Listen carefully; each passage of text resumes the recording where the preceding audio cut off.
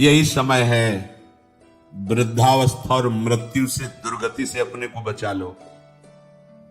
बढ़िया समय है। जरा मरण मोक्षाय, हमारे ऊपर वृद्धावस्था का प्रभाव ना पड़े। बोले हमने तो बड़े बड़े भजनानंदियों के शरीर को वृद्ध होते देखा, तो शरीर को बोल रहे क्या? वो अपने पे बोल रहे हैं। इस शरीर की वृद्धावस्था का प्रभाव हमारे ऊपर न पड़े, इस शरीर की मृत्यु अवस्था का प्रभाव हमारे ऊपर न पड़े। हम सीधे देहाभिमानी तो हमारे से तात्पर्य शरीर में हो जाता है। हम स्वरूप की बात कर रहे हैं, शास्त्र स्वरूप की तरफ इंगित कर रहे हैं। जो मनुष्य मेरा आश्रय लेकर के मेरी प्राप्ति के लिए बताए गए सिद्धांतों के अनुसार प्रयत्न करता है, उसके उस प्रयत्न को देख करके हम उसको ब्रह्म स्थिति प्रदान कर देते हैं। प्रयत्न से नहीं मिला, पर प्रयास देख करके। जैसे यशोदा मैया लाला जी को बांधना चाहती है, भागी बांधने के लिए।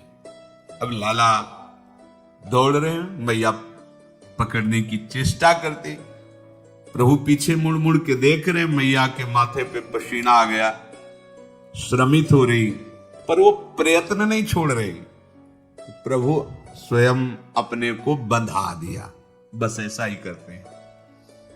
जब उपासक हार नहीं मानता, हर कष्ट सहता है, किसी प्रलोभन में रुकता भी नहीं है, प्रयत्नशील रहता है भगवत प्राप्ति के लिए, तो प्रभु उसके प्रयत्न को देखकर द्रवित हो जाते हैं और अपने आप को प्रकाशित कर देते हैं।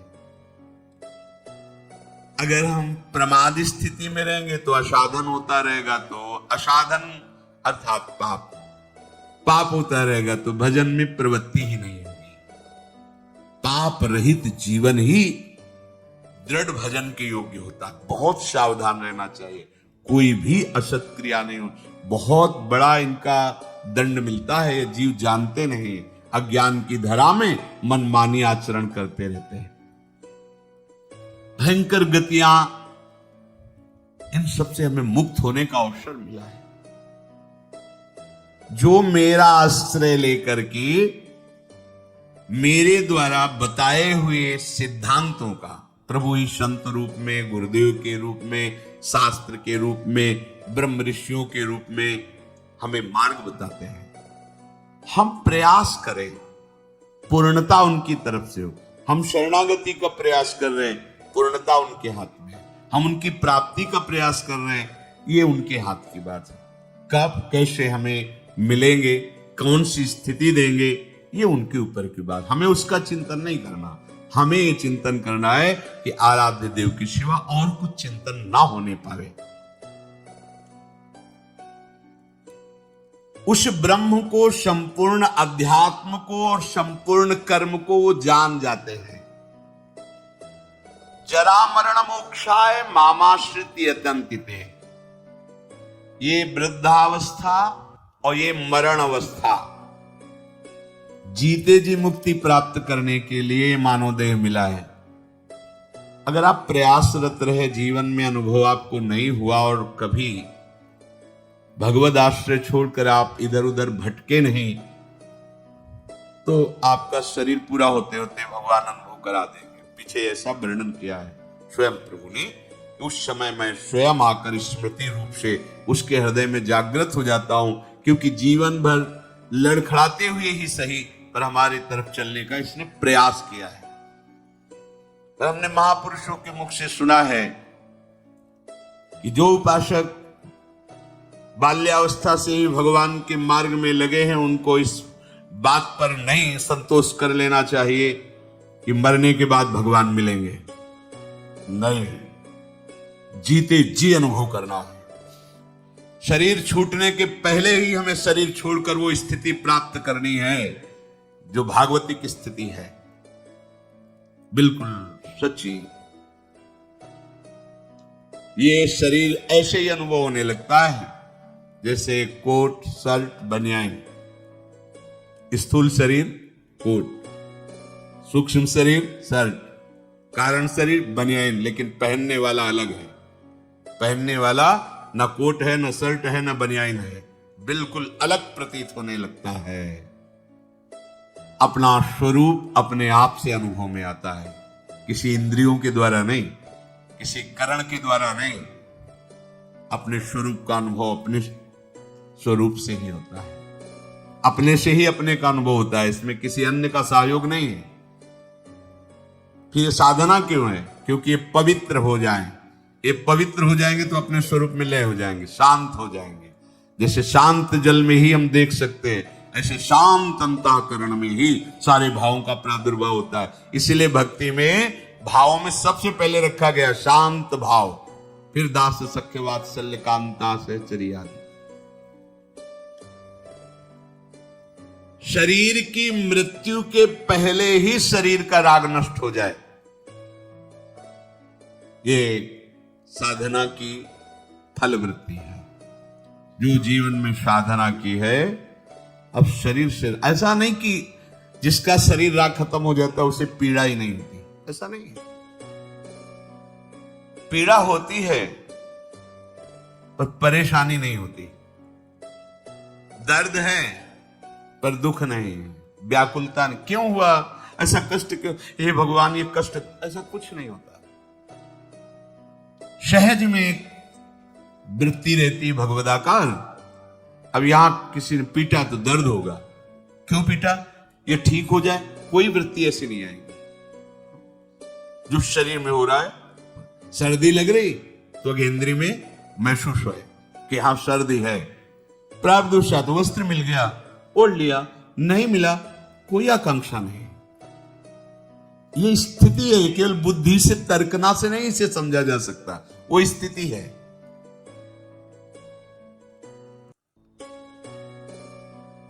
तात्पर्य ये हुआ कि इस मनुष्य शरीर से वृद्धावस्था आने के पहले और मृत्यु अवस्था आने के पहले भगवत प्राप्ति कर लो।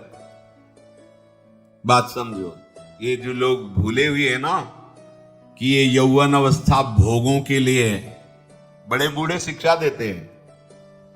अरे तुम तो अभी, तुम्हारी तो खेलने खाने की उम्र, भजन की उम्र है तुम्हारी। तो उनसे पूछो जो उपदेश दे रहे खेल, तुम्हारी उम्र कौन सी है? तुम करते हो भजन, तुम भगवत चिंतन में रहते हो, पर वो वहां उत्तर देने की सामर्थ्य नहीं, इसलिए वो बोल नहीं पाते। नहीं, बड़े बुजुर्ग जो समझाते हैं तुम्हारी भजन करने की उम्र थोड़ी है। तो हे पूज्यवर, आपकी उम्र कौन सी है और अब आप क्या कर रहे हैं? भजन कोई खेल खिलौना नहीं है। जब तक आपने पूर्वाभ्यास नहीं किया तो आपका भजन जीवन में आगे नहीं होने वाला। ये भूल जाओ कि लड़का बच्चा परिवार और इनके सब ब्याह बर और सब होने के बाद बुढ़ापे में आराम से जाकर वृंदावन में फ्लैट लेंगे और खूब भजन करेंगे। भूल जाओ, फ्लैट ले सकते हो, आओगे लेकिन यहाँ प्रपंच ही करोगे, भजन नहीं कर पाओगे। सत्संग में बैठोगे सो जाओगे, शब्द समझ में नहीं आएगा क्योंकि अभ्यास ही नहीं किया है। चार बूढ़े बैठ करके अपनी बहू और लड़का बच्चा की बातें करोगे, प्रिया प्रीतम की बातें कभी नहीं कर पाओगे। देख लेना, जीवन में देख लेना, यदि जीवन में तुमने भजन का अभ्यास नहीं किया तो वृद्धावस्था में भजन नहीं होगा। वृद्धावस्था आने के पहले, मृत्यु अवस्था आने के पहले, चलो वृद्धावस्था का तो समय हमें पता है कि शरीर की वृद्धावस्था लगभग इतने वर्ष बाद आ जाएगी, लेकिन मृत्यु अवस्था तो एक सेकंड के बाद भी आ सकती है। इसलिए हमारा ये जो वर्तमान समय चल रहा है, ये भगवदाकार वृत्ति से युक्त होना चाहिए। वृद्धावस्था के आने के पहले भगवत प्राप्ति कर ले, ये बात तो समझ में आ जाती है कि 60, 70, 75, 80 इसी को वृद्धावस्था कहते हैं। आजकल तो 60, 70 में राधेश्याम हो जाता है। अब तो जवाने नहीं समझ में आते कि जवान कौन है भाई, कैसे समझ में आएंगे जवान? 15-16 की अवस्था में आप अभी सुने थे प्रश्न उत्तर में, एक ने कहा हमें बहुत निगेटिव विचार आते हैं। भैया ये तो पाप का लक्षण है। आप पाप कर्मों से अपनी वृत्ति को हटाइए, नहीं तो नकारात्मक सोच आपको नष्ट कर देगी। क्या करते हो तुम? उनका 5 बार हस्त मैथुन नियम से रोज करता हूं। अब आप विचार करो इस विषय पर, ना तो कहीं चर्चा होती है और ना कहीं कहा जाता है। छोटे छोटे बच्चे ऐसी निकृष्ट आदत को प्राप्त हो गए। अब ये जवान होंगे, अब इनमें भगवदानंद की आकांक्षा जागृत होगी, ये कहीं सतमार्ग जान पाएंगे? कदापि नहीं। जीवन ही नष्ट कर दिया। शास्त्रीय सिद्धांत है, गुरुकुलों में इसीलिए बच्चों को रखा जाता था, चाहे राजा के हो चाहे प्रजा के हो। ब्रह्म ऋषियों के शासन में 20-25 वर्ष तक ब्रह्मचारी रहे, वृत्ति निवृत्ति मार्ग पर तो वैरागी बन गए, प्रवृत्ति मार्ग पर तो गृहस्थ में गए। कुछ समय तक गृहस्थ में रहने के बाद स्वतः पूर्वाभ्यास ब्रह्मचर्य का उनका जागृत हो जाता और वो चौथी अवस्था तक भगवत साक्षात्कार कर ही लेते, क्योंकि नींव बड़ी मजबूत थी। अब छोटे छोटे बच्चे स्मार्ट मोबाइल, आचरण, गंदे दृश्य देख देख करके गंदे कर लेना, कैसे उनके अंदर बात आएगी कि वृद्धावस्था पहले भगवत प्राप्ति कर ले? जरूरत ही नहीं भगवत प्राप्ति की, उनको आकांक्षा ही नहीं, हो जानते ही नहीं भगवत प्राप्ति क्या है, क्यों करना चाहिए। वो बस वो चाहते हैं, जो दृश्य देखते हैं वही करना चाहते हैं, जो सुनते हैं, जो बोलते हैं वही चिंतन होता। जीवन एकदम नरक बन जाता है। भगवत प्राप्ति की आकांक्षा उसके हृदय में होती है। ध्यान से सुनना। पर नारी पर पुरुष त्याग कर, सेवन करो शुद्ध गृह धर्म, निज पर धर्म नाश के साधन, करो कभी भी नहीं कुकर्म। यदि आपको इसी जन्म में उत्तम स्थिति को प्राप्त करना है तो चाहे गृहस्थ हो चाहे विरक्त हो, कभी भी विरक्त आश्रम वाले को माताओं बहनों की तरफ कुदृष्टि से भी नहीं देखना चाहिए। कुदृष्टि भोग भावना। जननी सम जानहि पर नारी, धन पराय विस्ते विष भारी, जिन्हि राम तुम प्राण प्यारे, तिनके मन शुभ सदन तुम्हारे। मातृवत पवित्र भाव आपने को तो श्री जी की सखिया है, जैसे ललिता, विशाखा, चंपक, चित्रा, तुम विद्यारंग देवी, इंद्रलेखा और सखी सुदेवी, सकल यूथ हित सेवी। ऐसे ही चराचर की जितनी शरीर में भावना हम पवित्र कर पाएंगे उतने दोष हमारा नष्ट हो जाएगा। ये जितनी स्त्री शरीरधारी, ये सब मेरी प्यारी जी की लाडली सहचर्या है, इनके चरणों में प्रणाम। बस जो चाहे आपन कल्याणा, सुजस सुमत शुभ गति शुभ नाना, सो परनार लीलार गोसाई, तजौ चौथ के चंद की नाई। विरक्त उपासक को माताओं बहनों से आंख मिलाकर कभी बात नहीं करनी चाहिए। उनके मुख की तरफ आए, उनके चरणों की तरफ देखो, चाहे बच्ची हो, चाहे यौवन अवस्था, चाहे वृद्धावस्था की हो। विरक्त साधक को कभी एकांत में माताओं बहनों से संभाषण नहीं करना चाहिए। बीच में किसी को डालो और दूसरा साधक हो खड़ा हो जाए, नहीं बाहर निकलो। बाहर अगर बात ही करनी है तो मैदान में करो खड़े होकर के। और क्या बात करनी है? हम भगवत प्राप्ति के मार्ग में चले, हमें क्या बात करनी है? बहुत सावधान रहना चाहिए। गृहस्थ धर्म के उपासक को यदि ब्याह हो गया है तो अपनी पत्नी से वो भी धर्मानुकूल, पशुवत व्यवहार नहीं। और पर स्त्री की तरफ तो दृष्टि ही न करे भोग वृत्ति की। अगर की तो सारे सुकृत नष्ट हो जाएंगे, चाहे वो स्त्री शरीर चाहे वो पुरुष शरीर हो। इसीलिए पर नारी पर पुरुष त्याग कर। पर ये सत्संग जिनके कानों में नहीं पहुंचता है, शास्त्र स्वाध्याय नहीं करते हैं, वो इसे मनोरंजन समझने लगे, इसे धर्म नहीं समझते, वो इसे मनोरंजन समझ। क्या इसमें बिगड़ जाता है? जो शास्त्र है उनका स्वाध्याय कभी करते नहीं। अब उनको जो समय मिलता है तो नौटंकी नाटक सिनेमा देखते हो, जिनमें यही सब की पुष्टता होती है, इसी की बाहुल्यता होती है, वही दृश्य देखते हैं।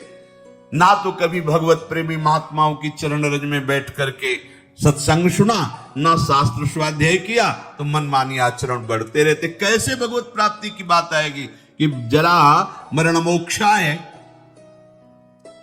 अगर गृहस्थ धर्म में है तो शुद्ध कर्म करे, जो उसके शास्त्र अनुकूल वर्णन किए गए। वो भी सत्संग से ही पता चलेगा शुद्ध कर्म क्या है, अशुद्ध कर्म क्या है। जो दूसरे के धर्म का नाश करता है, कुकर्म करता है, वो कभी साधन मार्ग पर कैसे चलने की सोच सकता है? अगर कहीं उनके अंदर थोड़ी श्रद्धा भी बनती है तो भूत प्रेत की पूजा करता, करता जो तामस व्यवहार, अंडे मांस शराब उड़ाता, चोरी का करता व्यापार, रखता मन में वैर द्वेष मद, करता जो हिंसा व्यभिचार, होता घोर प्रेत वो, पाता असहनीय यातना अपार। जरा मरण मोक्ष आए नहीं, वो प्रेत बनेगा। प्रेत योनि किसको प्राप्त होती है? तो बोले जो भूत प्रेतों की पूजा करते हैं, जो अंडा मांस शराब ये सब खाते पीते हैं, दूसरे के धन को जो चोरी करते हैं, मन में वैर द्वेष अहंकार रख करके जो हिंसा करते हैं और पर स्त्री से जो व्यभिचार करते हैं, वो घोर प्रेत योनि को प्राप्त होता है। इसका प्रमाण धुंधकारी है, पढ़ के भागवत में देख लेना। प्रेत योनि को प्राप्त होता है। ऐसे प्रेत स्वभाव वाले कैसे जरा मरण मोक्षाय के मार्ग का अवलंबन लेंगे?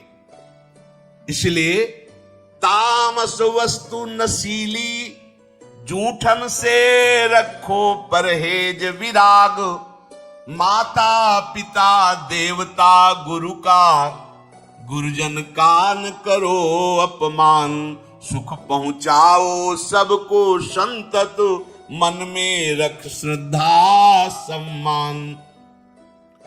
कोई भी नशा भगवत प्राप्ति के मार्ग में चलने वाले उपासक को नहीं करना चाहिए। बैठा लो।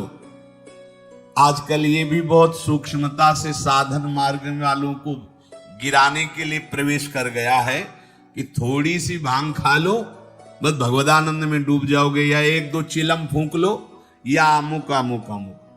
हम प्रणाम करते हैं, जो ऐसा करते हैं सिद्ध महापुरुष होंगे, उनको हम प्रणाम करते हैं, पर अपने कच्चे साधकों के लिए या भगवत प्राप्ति के लक्ष्य वालों के लिए हमें कहीं शास्त्र में आज तक नहीं लिखा, कहीं ऐसा नहीं मिला।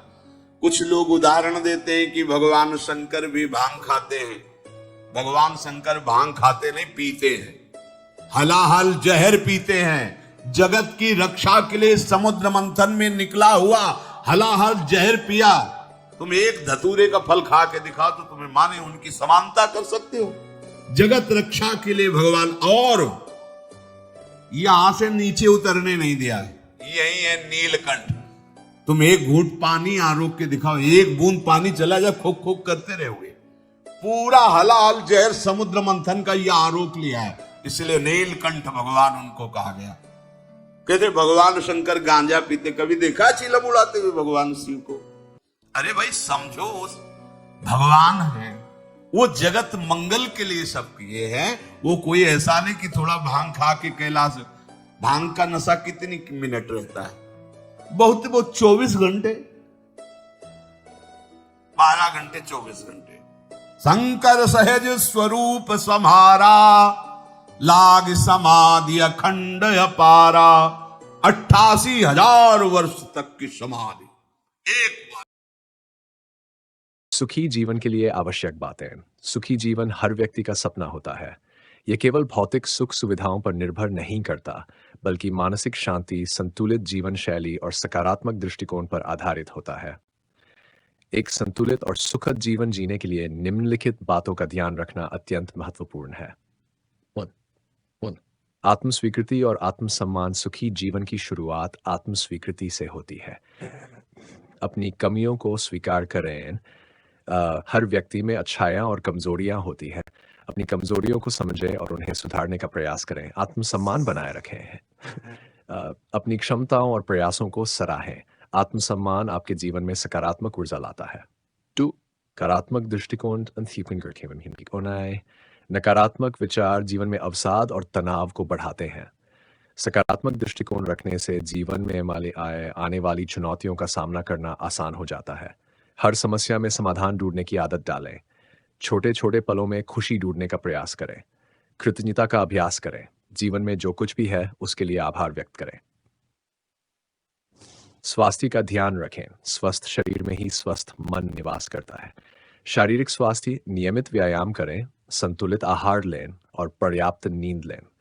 मानसिक स्वास्थ्य, ध्यान, योग और प्राणायाम जैसी गतिविधियों को अपनाएं। ये तनाव को कम करने और मानसिक शांति प्रदान करने में सहायक होते हैं। 4. समय का सही प्रबंधन। समय प्रबंधन सुखी जीवन का आधार है। अपने दिन की शुरुआत प्राथमिकताओं को तय करके करें। महत्वपूर्ण कार्यों के लिए समय निकालें और अनावश्यक चीजों पर समय बर्बाद न करें। समय का सही उपयोग जीवन को अधिक प्रभावी और संतोषजनक बनाता है। बाय। संबंधों में सामंजस्य। अच्छे संबंध सुखी जीवन के लिए बहुत जरूरी हैं। परिवार के साथ समय बिताएं। परिवार और दोस्तों के साथ गुणवत्तापूर्ण समय बिताने से मानसिक शांति मिलती है। संवाद कौशल विकसित करें। आपसी बातचीत में पारदर्शिता और समझदारी रखें। क्षमा करना सीखें और मन में किसी के प्रति कटुता न रखें। 6. आर्थिक संतुलन। आर्थिक स्थिति का संतुलन बनाए रखना सुखी जीवन के लिए जरूरी है। अपनी आय और खर्चों के बीच संतुलन बनाए रखें। आवश्यकता और इच्छा में फर्क समझें। बचत की आदत डालें और भविष्य की योजनाएं बनाएं। 7. आध्यात्मिकता का महत्व। आध्यात्मिकता व्यक्ति के जीवन को दिशा और उद्देश्य प्रदान करती है। धार्मिक आस्था या ध्यान। अपनी आस्था के अनुसार पूजा, ध्यान या आध्यात्मिक गतिविधियों में भाग लें। आध्यात्मिक ग्रंथों का अध्ययन करें। यह आपके विचारों को शुद्ध और सकारात्मक बनाता है। 8. स्वयं के लिए समय निकालें। भागदौड़ भरी जिंदगी में खुद के लिए समय निकालना बेहद जरूरी है। अपनी पसंदीदा गतिविधियां करें, जैसे पढ़ाई, संगीत सुनना या कला का अभ्यास। आत्मनिरीक्षण करें और अपने जीवन के उद्देश्य को समझने का प्रयास करें। 9. सीखने की आदत बनाए रखें। जीवन में हमेशा सीखने की लत बनाए रखें। नई नई चीजों को जानने और समझने का प्रयास करें। किताबें पढ़ें, नए कौशल सीखें और अपनी रुचियों का विस्तार करें। 10. पर्यावरण के प्रति संवेदनशील बने। प्रकृति के साथ तालमेल बैठाना भी सुखी जीवन का एक हिस्सा है। पेड़ पौधों का ख्याल रखें और पर्यावरण संरक्षण में भाग लें। प्राकृतिक संसाधनों का उपयोग समझदारी से करें। 11. सपने और लक्ष्य बनाएं। सपने और लक्ष्य व्यक्ति के जीवन को प्रेरित करते हैं। अपने जीवन के लिए छोटे और बड़े लक्ष्य तय करें। उन्हें प्राप्त करने के लिए योजनाबद्ध तरीके से मेहनत करें। तनाव और चिंता से बचाव। तनाव से निपटने के लिए खुद को समय दें और आराम करें। अनावश्यक चिंताओं से बचें और वर्तमान में जीने की आदत डालें। निष्कर्ष, सुखी जीवन के लिए भौतिक सुविधाओं से अधिक मानसिक शांति, सकारात्मकता और संतुलन जरूरी है। आत्मस्वीकृति, अच्छे संबंध, समय प्रबंधन और आध्यात्मिकता जीवन को सरल और सुखद बना सकते हैं। सुखी जीवन के लिए इन बातों को अपने दैनिक जीवन में अपनाएं और अपने जीवन को खुशहाल बनाएं।